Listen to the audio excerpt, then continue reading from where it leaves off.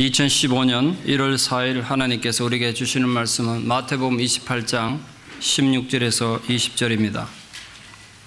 마태복음 28장 16절에서 20절 말씀을 봉독에 올리겠습니다.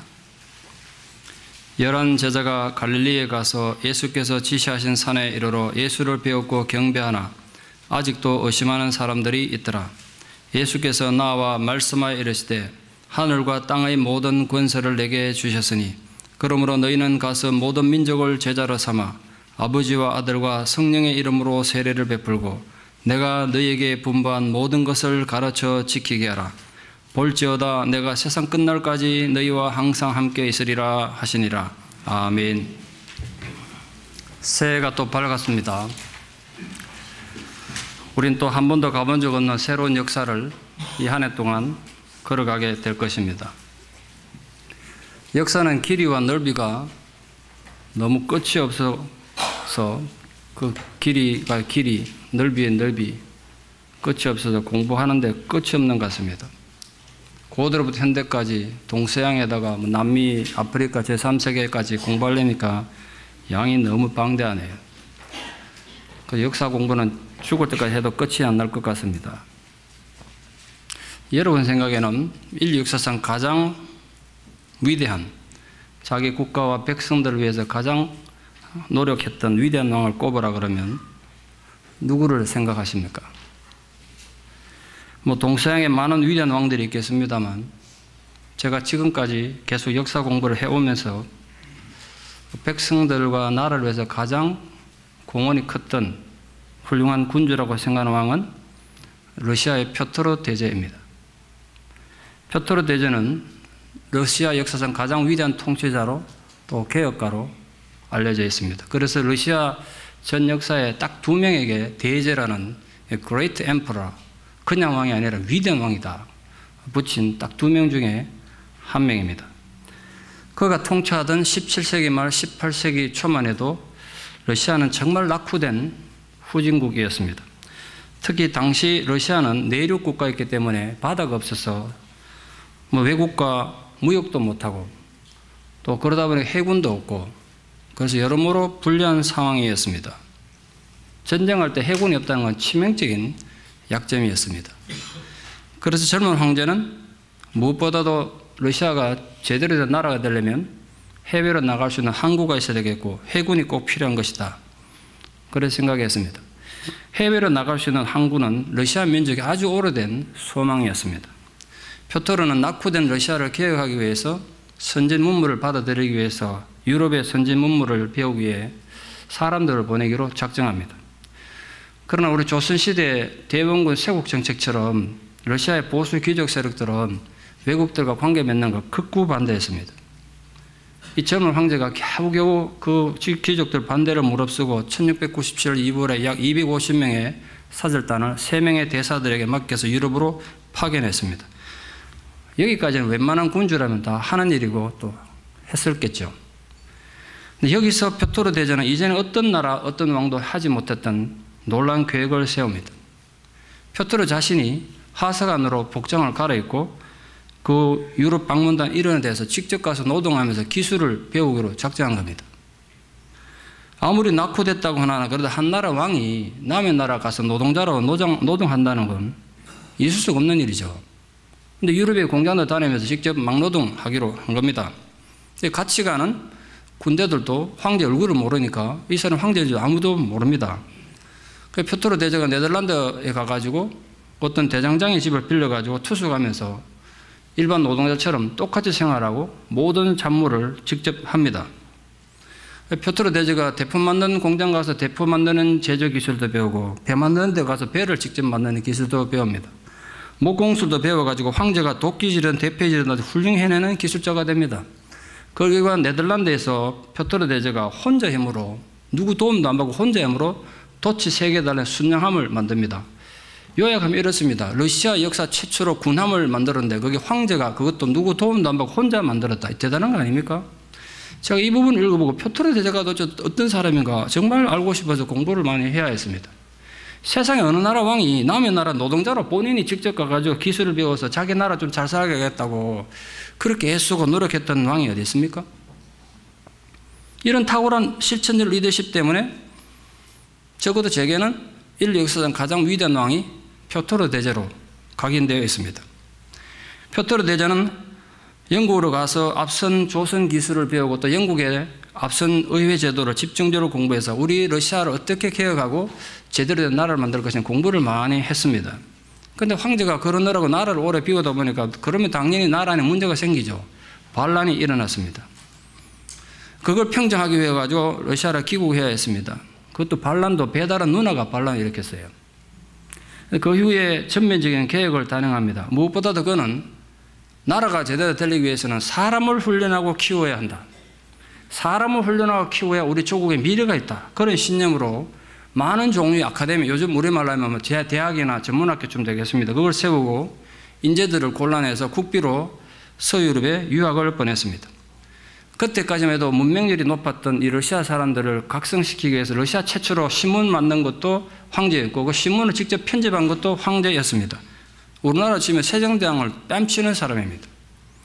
그 덕분에 러시아 경제가 6배나 성장했고 강력한 군대도 갖게 됩니다. 그 훈련된 군대 덕분에 외국과 전쟁하면 맨날 지기만 하다가 소비에트과 전쟁에서 승리해서 러시아 민족 최초로 발트해에서 받으러 나갈 수 있는 항구를 확보하게 됩니다. 그때 확보한 발트 연안에 새로운 도시를 하나 세우는데 그 도시 이름이 상트페테르부르크입니다. 이후 러시아 제국의 수도가 되고 지금도 유서 깊은 러시아의 아주 고도가 되어 있죠. 표토르 대제의 탁월한 지도력으로 러시아는 유럽의 강대국들과 어깨를 나란히 수 있는 대제국의 기틀을 다지게 됐습니다. 이 새해 첫 주일 아침에 제가 표토르 대제를 떠올린 근본적인 이유는 예수님의 마지막 지상 명령 때문입니다. 부활하셔서 성천하시기 직전에 예수님은 제자들에게 가장 중요한 명령을 남기셨습니다. 그게 오늘 우리가 읽은 본문입니다. 사람들을 잘 훈련시켜서 가르치고 제자들을 되게 하는데 실천하는 제자가 되게 하는 것.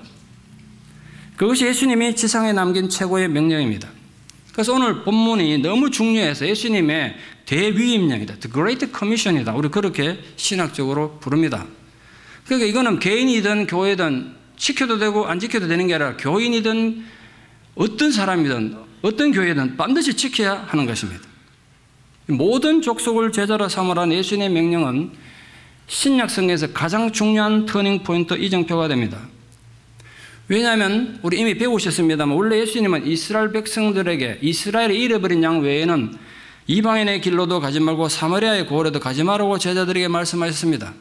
그런데 성천하시면서 이제 전혀 다른 말씀하셨습니다. 이제는 모든 족속을 구원의 대상으로 삼고 제자로 삼으라는 겁니다. 구원의 대상이 이제 모든 민족, 모든 인류에게로 확장된 것입니다. 제자로 삼으라는 이 말씀의 문장이 헬라어는 아주 강력한 명령어로 되어 있습니다. 가르치고 훈련시켜서 전혀 다른 가치 인생을 살도록 하라는 겁니다. 결국 실천하는 제자가 된다는 건 다른 게 아닙니다. 하나님 백성으로서 품위와 인격과 자질을 키워 나가는 겁니다. 여러분 좀 쉽게 말씀드리면 하나님 제자가 된다는 건 딴 거 아닙니다. 하나님 백성답게 세상에서 품위 있게 사는 겁니다. 예수 믿는 사람이 세상 사람들 살 때 예수 믿는 사람 뭔가 우리가 다르구나 품위 있는 존재가 되게 하라는 것입니다. 예수님께서 제자를 삼으라는 명령에는 이 제자를 삼으라 이 명령 단어에 세 가지 동사구가 따라 있습니다. 이 분사가 따라 있는데 그 세 가지 동사가 제자 되는 일, 제자를 삼아야 되는 교육 내용 전부입니다. 첫째, 세례를 주고 가르치고 가르친 것을 지키게 하는 일. 그게 제자가 되고 제자 삼는 일의 내용입니다. 먼저 세례를 줘야 합니다. 세례의 중요성은 예수님께서 제자들에게 직접 마가복음 16장 16절에서 이렇게 말씀하신 적이 있습니다. 믿고 세례를 받는 사람은 구원을 얻을 것이요 믿지 않는 사람은 정죄를 받을 것이다. 그렇게 말씀하신 데서 그 중요성을 우리 충분히 알 수 있죠. 사람이 세례를 받는 건 딴 게 아닙니다. 아주 단순히 말씀드리면 예수를 나의 구주로 고백하고 자기 죄를 고백하고 죄사함 받음으로써 예수님과 연합군 된다는 거죠. 예수님과 연합군 되는 거예요. 원래는 예수님과 적이었는데 예수님의 적군에 있다가 예수님의 편이 됐다. 예수님과 한 편이 됐다. 이런 뜻입니다. 그래서 그 결과 예전에는 예수님과 원수된 세상에서 살았는데 그 세상에서는 죽고 이제는 그리스도에 대해서 사는 예수님 편이 됐다는 뜻이에요. 이걸 바울은 이렇게 표현했습니다. 누구든지 그리스도와 연합하여 세례를 받은 자는 그리스도로 옷 입었느니라. 이런 북한군과 우리 남한 한국의 군인들 보면 군복이 다릅니다. 딱 보면 입은 옷만 봐도 어느 나라 군대인지 단번에 알 수 있습니다. 그처럼 사람이 세례를 받았다는 건 사는 자세만 딱 보면 저 사람 예수님처럼 사는구나, 예수님 군복을 입었구나 알 수 있어야 된다는 거예요. 예수님 군대 옷을 입었다는 뜻이에요. 세례 받았다는 뜻이. 성도는 그리스도로 옷 입었기 때문에 이제 예수님 제자의 군사가 되어서 성령의 인도를 받는 존재가 됐다, 그런 뜻입니다. 세례가 군대가 되는 외적인 형식이라면 그 내용에 해당되는 것이 주님이 분반 모든 것을 가르치는 것입니다. 민간인을 군복만 바꿔 입혀놨다 해가지고 저절로 군대가 되는 건 아니지 않습니까? 여기 군대 갔다 오시면 다 아시겠습니다만 저도 훈련소 가가지고 한 일주일 만에 민간인복을 벗고 군복을 입었을 때 그 어색함과 당황함을 기억합니다. 군복을 갈아입었습니다. 껍데기는 군인이 됐어요. 그러나 내 생각과 내 감정과 내 습관은 여전히 민간인입니다. 내 걸음걸이도 여전히 민간인입니다. 군인이 되고 나면 맨 먼저 걸음걸이부터 고칩니다. 그래서 아무것도 안 하고 맨날 걸어가고 왔다 가도 이거 맞지 않습니까? 걸음걸이부터 고쳐야 군인이 돼요. 조개들이 혹독한 훈련을 통해서 배우는 겁니다. 예수님은 제자들이 다 이해하지도 못했고 실천할 수도 없었던 것도 이미 많이 가르쳐 주셨습니다. 그런데 성령이 그들에게 임하고 나자 그 가르침을 드디어 이해하게 됐고 실천할 수 있는 힘을 가지게 됐던 것입니다. 그래서 유대교와 로마의 온갖 박해와 위협에도 불구하고 어떤 상황에서든 제자들은 가르치는 일을 다른 어떤 일보다 더 중요하게 생각했습니다. 그 가르침의 내용이 뭐냐? 자기들이 예전에는 몰랐는데 실천할 수 없었는데 예수님에게 다 배웠던 그 내용이었습니다. 예수님부터 배운 내용이 가르쳐야 될 내용입니다. 예수님은 당신의 교훈이 이 세상 종말이 오는 순간까지 전파되어야 될 진리라고 말씀하셨습니다. 그런데 여기 중요한 얘기가 하나 있습니다. 예수님은 단순히 자신이 가르친 걸 남에게 가르쳐라 이렇게 명령하지 않으셨습니다. 가르친 그 말씀을 사람들로 지키게 하라고 명령하셨습니다. 가르친다고 끝나는 게 아니라는 거죠. 가르친 게 지켜지게 해라. 이게 예수님 명령의 핵심입니다. 기독교 신앙이 현실에서 제대로 적용되지 않는 가장 어려운 이유가 여기에 있습니다. 이론적으로는 다 알지만 실천되지 못하는 비극 때문에 그렇습니다. 예컨대 군인이 훈련은 열심히 받았는데 전쟁터 갔습니다. 근데 전쟁터에서 제대로 총 한 방 쏘지 못하고 참호 속에 머리만 쳐박고 있다면 그 어찌 군인이라 하겠습니까? 괜히 다른 사람 사기나 떨어뜨리고 전투에 방해만 되지 않겠습니까? 라이언 일병 구하기라는 유명한 영화 많이들 보셨으리라 생각합니다. 그 영화에 보면 정말 짜증나는 그런 장면 하나 있습니다. 정말 짜증나고 화가 나는 장면이 있어요. 기억나십니까? 미군 한 명이 건물 2층에서 독일군하고 격투가 벌어졌습니다. 그러다가 대검이 찔려 죽을 위기에 처했습니다. 근데 그 바로 밑에 계단 아래에서 미군 신병이 총을 들고 있는데 위에서 싸우는 소리 다 듣고 있습니다.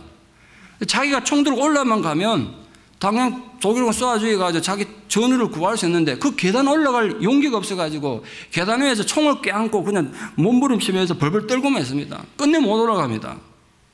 그리고 결국은 전우가 죽습니다. 결국 그 비겁함 때문에 안 죽어도 될 동료가 죽어요. 더 기가 막힌 건 자기 동료가 죽고 난 뒤에도 죄책감과 부끄러움 속에 총 끌어안고 막 계단에서 벌벌대고 있으니까 독일군 내려가면서 그 죽이지도 안 하고 경멸의 눈치를 보면서 지나가더라고요. 그냥. 감독이 일부러 그런 의도로 영화를 만드는지 모르겠습니다. 제가 그때 깨달은 것이 있습니다. 전쟁터에서 겁에 질려서 총 한 방 쏘지 못하고 비겁한 군인이 되니까 적군조차도 죽일 가치도 없는 존재가 되더라고요. 이건 죽일 가치도 없는 존재. 이런 뜻으로 독일군이 지나가더라고요. 그 장면에서 아마 많이들 화가 나고 욕들 많이 하시면서 영화를 보셨으리라 생각합니다. 왜 기독교 신앙의 핵심이 가르칠 뿐 아니라 그 가르친 것이 잘 지켜지도록 해야 되는지 이유를 알겠습니까? 우리가 세상에서 비겁한 인간들이 되지 않기 위해서입니다. 우리가 사단이나 세상의 추악한 세력들로부터 죽일 가치도 없는 존재로 무시당하지 않기 위해서 우리 배운 것 실천하셔야 하는 겁니다. 그러므로 교회가 성도들이 가르쳐야 되는 말씀은 추상적이고 이론적인 교리로 끝나면 절대로 안 되는 거예요. 기독교가 잘못하면 순전히 교리 싸움 되는 거예요. 필요 없는 거예요. 교리가 진리는 아닌데 반드시 지키고 순종하는 행동에 동반되는 살아있는 가르침이 진리 아니겠습니까? 그래서 신앙인들에게 가장 필요한 게 결단이 성도에게 가장 중요한 반응입니다. 오늘날 수없이 많은 교회 속에 얼마나 많은 말씀이 선포되고 있습니까? 그런데도 교회는 기갈로 고통당하고 있습니다. 말씀이 없어서 기각을 당하는 것이 아니라 실천이 없기 때문입니다. 실천이 없다는 것이 현대교회의 치명적인 약점입니다. 성도들이 예배에 참석해서 설교를 듣는 것만으로 만족하고 그 설교의 내용대로 살지 않기 때문에 교회는 타오르는 목마름의 기갈 상태에 있는 것입니다. 수학 선생이 아이들에게 아무리 수학을 잘 풀어 설명해도 학생이 자기가 직접 그 문제 안 풀어보면 절대로 못 풉니다. 눈으로 보면 다 할 것 같은데 안 풀어보면 못해요. 마찬가지로 하나님 말씀을 들은 성도들이 그 말씀을 따라 손해가 나고 힘들어도 안 살아보면 직접 실천 안 해보면 아무리 말씀을 들어도 순종하는 삶이 없습니다. 아무리 말씀을 잘 풀어 설명해줘도 그 듣는 데만 만족하고 듣기만 하면 실천하는 삶을 살 수가 없단 말이에요. 그 말씀을 듣는 성도 한 사람 한 사람이 결단이 그래서 있어야 합니다. 그렇지 않으면 신앙은 영원히 허구에 지나고 껍데기에 머물고 마는 것입니다. 2015년 새해를 시작하면서 말씀을 따라 실천하며 사는 것이 가장 중요한 신앙의 힘이라는 깨우침이 우리 모두에게 있기를 소망합니다. 그게 2015년 저희교회의 표입니다. 실천하는 제자를 세우는 교회. 단순히 예배에 참석하는 것, 그 자체로 우리가 스스로 저절로 성도가 되는 게 아니란 말이에요. 말씀을 주시는 하나님 뜻대로 사는 것이 우리 자신을 성숙한 성도로 변화시켜주는 것입니다. 그래서 실천하는 제자가 되는 것, 실천하는 제자를 세우는 것이 교회가 가져야 되는 최후의 존재 의미인 것입니다. 선교돼야 되고 봉사돼야 되고 사회도 변화시켜야 됩니다만 실천하는 제자의 삶이 없다면 모든 것이 험할 뿐입니다. 신앙에 관한 아주 오래된 오해가 하나 있습니다. 기도해가지고 내가 이루고 싶고 내가 하고 싶은 걸 마음대로 할 수 있는 걸 신앙의 기회라고 생각합니다. 그러나 신앙은 그런 게 아닙니다. 신앙은 내가 하나님의 소유가 되는 겁니다. 하나님은 우리를 소유하고 싶어 하십니다. 그런데 아십니까? 하나님은 우리를 소유는 하시되 우리를 소유하셔서 소유하는 것을 만족하지 않고 우리를 바꾸기를 원하십니다. 고로 신앙이란 딴 게 아니라 하나님이 내가 바뀌기를 원하는데 내가 바뀌어가는 것, 그게 신앙입니다. 여러분 2015년 한 해 사는 동안 내가 이루고 싶은 것도 좋겠습니다만 하나님이 여러분에게서 바뀌기를 원하는 대로 바뀌어가는 은혜가 있기를 축원합니다. 그 변화가 있어야 된단 말이에요. 이거는 진흙탕에서 뒹굴고 노느라 더럽혀진 아이를 어머니가 깨끗이 씻겨주지 않고서는 견딜 수가 없는 것처럼 하나님 우리를 바뀌기를 원하세요. 아이가 울고 있는 그런 아이가 있으면 그 울고 있는 자식의 눈물을 닦아주고 위로하지 않고는 견딜 수 없는 엄마의 마음처럼 하나님은 우리 인생을 바꾸지 않고서는 견딜 수 없으십니다. 하나님 그 마음을 아는 데서 실천하는 제자의 삶은 시작됩니다. 자, 그럼 다시 단순히 좀 얘기합시다. 도대체 제자가 된다는 것의 가장 구체적 의미는 뭘까요? 아주 단순하게 말하면 이겁니다. 제자가 된다는 것, 실천하는 제자가 된다는 것, 예수님처럼 되는 겁니다. 예수님처럼 사는 거예요. 맥스 루카도가 Just Like Jesus라는 책에서 우리에게 이런 질문을 합니다. 제가 이 책 읽다가 이 질문에 완전히 한 방 먹고 정신이 아찔해졌습니다. 여러분의 딱 하루만 여러분의 감정이 예수가 된다면, 여러분 심장 안에 예수가 들어온다면 어떤 일이 벌어지겠습니까? 이게 질문이었습니다. 어떻게 되겠나요? 여러분의 문제는 여전히 똑같고 상황도 바뀌지 않고 모든 삶의 스케줄이 바뀌지 않는데 딱 하루 예수님이 여러분이 된다면 여러분 삶에 어떤 변화가 있겠냐는 거예요. 한번 생각해 봅시다. 여러분이 지금 엄청나게 스트레스 주는 그 사람, 엄청나게 스트레스 주는 그 일들이 예수님에게도 스트레스가 되겠습니까? 여러분의 적들을 바라보는 눈은 어떨까? 여러분 미워하고 원수하고 싶은 마음 그대로 예수님이 적들을 대하겠습니까? 화가 나는 여러분 감정은 어떻게 될까요? 늘 짜증 부리고 불평하는 습관이 그대로 남아있을까요? 한 번만 상상해 보십시오. 만약 여러분의 마음이 단 하루만 예수님의 마음으로 바뀐다면 여러분의 삶에 어떤 변화가 일어나겠습니까? 하나님은 하나님을 신앙할 모든 하나님 백성들이 궁극적으로는 예수님처럼 되기를 원하십니다. 그게 성경의 내용이에요. 그리고 예수님은 바로 그 하나님 계획에 따라서 우리를 훈련하고 우리 삶을 바꾸려고 하십니다. 그래서 이 세상을 떠나서 성천하시면서 마지막 지상 명령을 남겼습니다. 단계 안 하고 뭐라고요? 인간이 예수님처럼 되는 것. 그게 곧 실천하는 제자가 되는 것입니다. 그런데 우리 얼마나 문제가 많습니까? 우리 스스로 생각해도 우리가 얼마나 약점이 많고 얼마나 악한 존재입니까? 그런데도 하나님은 여러분 있는 모습 그대로 약하고 문제 많아도 그대로 사랑하신단 말이에요. 너무나 중요한 성경의 가르침은 하나님은 여러분 있는 모습 그대로 사랑하시긴 하시지만 여러분 그대로 이 모습 그대로 두시지 않았어요. 사랑하셔서 하나님 품에 안고 예수님처럼 바뀌기를 원하세요. 하나님의 사랑을 인간의 사랑처럼 혼동하지 않기를 바랍니다. 부디 혼동하지 마십시오. 우리가 남들보다 더 큰 믿음을 가지고 더 큰 봉사를 하고 더 많이 기도하고 하나님의 말씀 더 많이 묵상하면 하나님 나를 더 사랑하신다고 생각하면 오산입니다. 여러분 잘 들어보십시오. 여러분이 1년 가도 단 한 번 기도도 하지 않고 아무런 봉사도 하지 않고 온갖 불평 원망해도 하나님 여러분 여전히 사랑하시는 거 믿습니까? 여러분 어떤 형편이든 하나님 여전히 사랑하세요. 색깔은 하나님 장로에서 기도를 제일 많이 해야 제일 사랑하는 게 아니라 한마디 기도하지 않아도 제일 많이 기도하는 사람을 똑같이 사랑하신단 말이에요. 똑같이 사랑하셔. 우리가 인생에서 성공하면 우리를 더 많이 사랑하시고 우리를 실패하면 우리의 사랑이 줄어드는 그런 존재가 아니란 말이에요. 인간은 그렇지 않습니까? 인간은 자식이라도 사랑하는 가족이라도 인생에 성공하면 사랑하지만 뭐 잘못하면 사랑이 줄어들죠. 그럼 하나님 그런 존재가 아니세요. 여러분 현재 있는 모습 그대로 사랑하세요. 문제 있으면 문제 있는 대로, 깨졌으면 깨진 대로 그대로 사랑하세요. 근데 중요한 건 그런 우리가 변하기를 원하신단 말이에요. 그대로 있기를 원치 않으세요. 아이가 놀이터에서 노느라고 온통 흙투성이가 돼서 먼지투성이가 됐습니다. 완전히 거짓골이 됐습니다. 그래도 엄마가 그 아이를 사랑할까요? 대답을 안 하시네요. 여러분 새끼가 말입니다. 놀이터 가가지고 완전히 거짓골이 됐어. 그래도 그 거지 같은 자식을 사랑하시겠습니까? 사랑한다고요 분명히. 사랑 안 할 리가 없어요. 거짓골이 됐다고 해서 사랑 안 하는 게 여전히 사랑해요. 그런데 다시 물어보겠습니다. 그러면 영원토록 그 거짓골로 두시겠습니까? 그걸 보면 절대로 없습니다. 집에 데려가서 맨 먼저 뭐 하겠습니까? 화장실 데려가서 씻길 거예요. 왜 엄마가 씻겠습니까? 아이를? 사랑하기 때문에요. 사랑하기 때문에요. 아이는 씻는 거 싫어 귀찮아. 나 이대로 좋아. 그러나 아빠 마음, 엄마의 마음은 그 아이를 사랑하니까 데려가서 맨 먼저 씻기는 거예요. 여러분 아십니까? 이게 하나님 마음이라 우리의 마음. 엄마는 자식을 사랑하기 때문에 그대로 둘 수 없는 것처럼 하나님도 우리를 사랑하시기 때문에 우리가 하나님 나는 인간이 이렇게 생겼습니다. 이대로 살래. 이래 두지 않으신다니까. 이렇게 두기를 원치 않으세요. 근데 여기 놀라운 복음이 있습니다.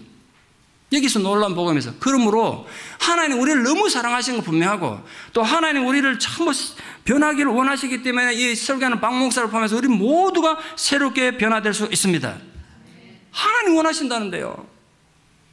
불평 불만이 여러분 운명이 아니에요. 여러분 태어날 때부터 고집장애에다가 불평 불만 많고 막 걸리 같은 인생으로 태어난 그런 분 있습니까? 그럴 수는 있을 겁니다. 여러분 세상을 잘 만나가지고 우리 힘겹게 태어난 사람이 있을 거예요. 그러나 중요한 사실은 여러분이 고집장애로 태어났다고 해서 죽을 때까지 고집장애로 죽을 필요 없어요. 여러분이 걸레 같은 환경에 태어나서 걸레 같은 인생을 살았을지라도 걸레처럼 죽을 필요는 없단 말이에요. 존귀한 하나님 자녀로 축복과 사랑 가운데 인생을 마감할 수 있습니다. 그러기 위해서는 변해야 된다는 사실을 인정하십니까? 하나님 품 안에서 변해야 된다는 사실 인정하세요? 더 극단적인 예를 한번 들어볼까요? 어떤 사람이 축구를 하다 다리가 부러졌어요. 집에 가 이렇게 말합니다. 아내 보고 내가 다리가 부러진 내 운명이야. 나 이대로 살래. 그러고 왔습니다. 부러진 다리 껴안고 그냥 살고 있습니다. 얼마나 어리석은 인간입니까? 다리 부러졌으면 얼마든지 고칠 수 있고 다른 삶을 살 수 있단 말이에요. 우리 몸에 이상이 생기면 우리가 의사 도움받아서 얼마든지 고칠 수 있듯이 여러분 마음에 문제가 생겨도 똑같은 원리를 고칠 수 있음을 믿습니까? 여러분 마음에 문제 생겨 다 고칠 수 있어요. 삐뚤어진 마음 태도 다 고칠 수 있단 말이에요. 이기적인 마음 고칠 수 없겠습니까? 충분히 고칠 수 있습니다. 여러분 누군가에 대해 원망과 불평하지 않으면 입에 가시가 돋는 분 계십니까? 그분 다 고칠 수 있다니까요. 여러분 계속해서 남에게 상처 주는 그런 잘못된 말을 합니까? 여러분 말도 언어도 얼마든지 고칠 수 있어요. 모든 마음의 질병이 고쳐질 수 있음을 믿으십시오. 예수님 안에서는 얼마든지 가능한 거예요. 예수님 내 마음에는 내 마음이 어떻게 병들었든지 고칠 수 있다는 거예요. 예수님처럼 되는 것이 실천하는 제자의 삶이라면 그럼 예수님 어떻게 사셨는지 좀 돌아봐야 되고 묵상해 볼 필요가 있지 않겠습니까? 여러분 한번 생각해 봅시다. 제자들이 얼마나 비겁하게 행동하고 예수님을 실망시켰습니까? 제자들이 예수님을 배신하고 버려버리니까 예수님의 배신감을 실망해서 그냥 고향 갈리로 돌아가 버리셨습니까? 주님을 부인하지 않겠다고 그렇게 큰소리 치던 베드로가 막 저주하면서까지 예수님 부인하니까 예수님께서 노발대발하겠습니까? 네가 인간이 그럴 수 있냐 막 그랬겠습니까? 그러셨습니까 말이야. 병사들이 예수님 얼굴에 침을 뱉자 복수하기 위해서 그들 얼굴에 그냥 용가리처럼 불을 확 내뿜으셨습니까? 결코 그러지 않으셨습니다. 예수님은 제자들이 배신할 때나 배신하기 전이나, 베드로가 자기를 부인하기 전이나 부인한 후이나, 로마 군인들이 자기 얼굴에 침을 뱉을 때나 뱉기 전이나 똑같은 평안한 마음을 갖고 그들을 대하셨습니다. 주님의 마음은 이토록 평안한데 우리 마음은 왜 이렇게 복잡하고 옹졸합니까? 주님은 늘 하늘 아버지께 감사하며 궁핍한 중에도 즐겁게 사셨는데 우리는 늘 불평이 많고 군말이 많습니다. 생각해보면 감사할 일 한둘이 아닌데 제대로 된 감사를 드린 적이 없습니다. 그런데 그런 우리들 보고 주님이 제자가 되라는 겁니다. 지금 우리가 우리 한계를 알고 우리 문제를 아는데 진짜 예수님 제자 될 수 있는 거 맞습니까? 이 진짜 가능한 소리입니까? 주님을 본받고 주님처럼 되라는 것이 정말 말이 되는 소리냐 말이에요. 정말 불가능해 보이지 않습니까? 그게 제 정말 오래되고도 심각한 고민이었습니다. 내가 정말 예수님 제자가 될 수 있는가? 우리 성도들이 진정으로 예수님 제자가 될 수 있는가? 이게 고민이었다니까요. 이론으로 가르친다 되는 게 아니잖아요. 그런데 놀랍게도 우리가 인정하지 않을 수 없는 놀라운 성경의 약속과 가르침이 있습니다. 여러분 안에, 우리 안에 이미 예수님이 임재해 계신다는 사실, 이미 예수님이 우리 안에 임재해 계신다는 사실 아십니까? 2015년 이날 내가 이 새해 아침에 여러분에게 선물 드립니다. 여러분 안에 이미 예수님이 다 와 계세요.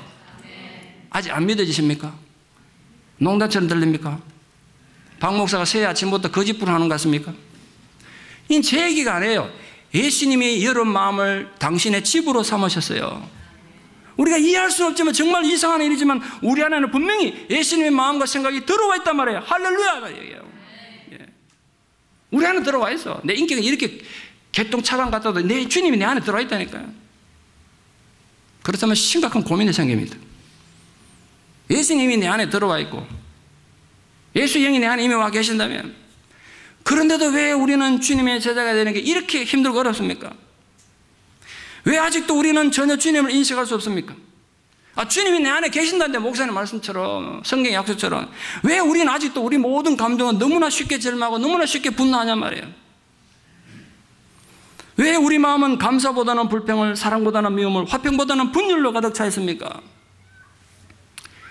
한 가지 진실을 말씀드리자면 여러분 마음 안에 이미 예수님이 와 계신 것도 분명한 사실이고 예수님 임재해 계시지만 그렇다고 해서 여러분의 감정이 저절로 변하진 않는다는 사실, 여러분 인격이 저절로 성숙하진 않는다는 사실. 왜 그럴까요? 이해를 돕기 위해서 제가 읽은 책의 한 가지 얘기를 좀 드리려고 합니다. 100여 년 전 아일랜드에서 있었던 일입니다. 아주 부자이면서도 구두쇠였던 한 여인이 있었습니다. 당시만 해도 최첨단 문명이었던 전기가 그곳에까지도 와서 그 집안에서 전기를 놓게 됐습니다. 주변 동네 사람들이 놀랐습니다. 저 구두쇠가 전기를 놓는다. 그 집에 전기를 가서라가 몇 달이 지나자 계란기 금치머니 그 집에 와서 물었습니다. 부인 집에 전기가 잘 들어옵니까? 예, 잘 들어오고 있습니다. 근데 금치머니 계란기를 보다가 정말 이상해서 부인 보고 다시 묻습니다. 부인 정말 전기가 들어오고 전기를 사용한 거 맞습니까? 부인이 우리 집에 전기가 잘 들어오고 전기 잘 사용한다는 거예요. 근데 계란은 금치머니 묻습니다. 그런데 참 이상하네요. 내가 계란기를 보니까 전기가 하나도 안 썼다는 거야. 거의 제로에 있습니다. 그때 부인이 이렇게 말합니다. 제가 저녁마다 해가 지면 촛불을 붙이는데 필요한 만큼 전기불을 켜요. 그리고 촛불 다 켜고는 전기 끈다는 거예요. 전기 말랐는다 이 집에. 전기는 실컷 돈도 넣어놔놓고 촛불 켤 때만 쓰고 촛불 다 붙이고 옛날부터 촛불 다 켜놓고 전기 끈다는 거예요. 이 여인의 집에 분명히 전기가 연결되어 있지만 이전과 달라진 거 아무것도 없습니다. 여전히 흰 침침한 전기 촛불 밑에 있는 거예요. 우리도 어떤 의미에서는 똑같은 실수를 범하고 있는지 모릅니다. 우리 영혼은 분명히 구원받은 것 맞고 주님이 내 안에 와 계신 건 맞습니다. 그런데 어떤 변화에도 저항하면서 옛날의 삶, 옛날의 성격, 옛날의 감정 그대로 살려고 합니다. 그러면서도 자신은 구원받았다고 훈장처럼 자랑하게만 합니다. 생각하는 것도 행동하는 것도 내 감정도 의지도 옛날 그대로입니다. 그러니 실천하는 신앙의 삶이란 없습니다. 그러면서도 본인은 구원받았다고 착각하면서 여전히 옛날의 행동과 삶을 계속하고 있는 겁니다. 그러니 진정 그리스도인으로서 향기가 세상에 전혀 나타나지 못하고 있는 것입니다. 만약 그 여인이 스위치를 올리고 계속 빛 가운데 산다면 분명히 변화가 있지 않겠습니까? 상징의 표현입니다. 우리 또한 마찬가지입니다. 우리가 진정 우리 안에 이미 임재해 계신 주님의 향기와 주님의 빛 가운데 거한다는 그런 행동한다면 분명히 우리 삶에 변화가 있을 것입니다. 우리 인격에 변화가 있을 것입니다. 실천하는 제자가 된다는 의미는 바로 그런 것입니다. 여러분 안에 이미 와 계신 주님을 따라서 하십시오. 주님의 그 빛 안에서 하십시오. 그러니까 실천하는 제자가 된다는 건 절대 부담스러워하지 마십시오. 원래 또 실천하는 제자가 되는 교회 목사님 또 표시해놓고 우리를 또 얼마나 폭도하게 또 들볶으려고 그래 이렇게 생각하지 마시라니까. 내게 너무 벅차고 힘이 겨운 일을 생각하지 마십시오. 여러분 우리가 남에게 향기 나는 삶이 되기 위해서 우리가 향기 자체가 될 필요 없어요. 향수 자체가 될 필요 없잖아요. 향수 뿌리는 뭐 어떻습니까? 몇 방울 내 몸에 향수만 뿌려도 가까이 있는 사람들이 향수를 다 맡지 않습니까? 향기 옆에 다 퍼져나가요.